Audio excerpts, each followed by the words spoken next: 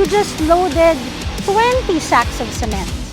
20 sacks, that's equivalent to 800 kilos. Well, instead of waiting for materials, I can just drive my Ranger, go to a shop, and then buy my materials myself.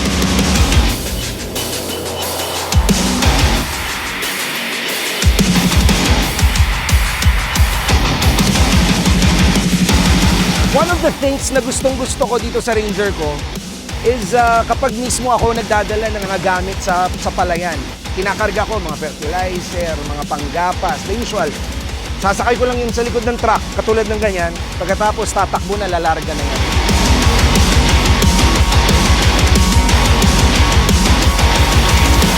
Ito yung namin, yung harvester namin. Kayang-kaya niyang hilahin yan. So, it's really perfect for farming equipment, no?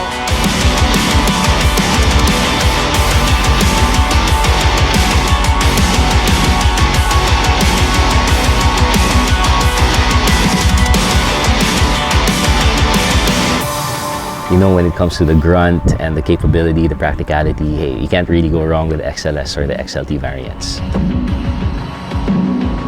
It's not every day that you get to tow almost a ton of cargo. It was still easy to drive despite the fact that, it was fully loaded.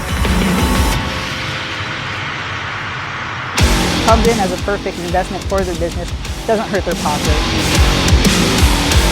From the entry level all the way to the top of the line, I could say that Ford really engineered the Ranger to be tough. So their mantra, "Built Ford Tough," is actually embodied in the Ranger.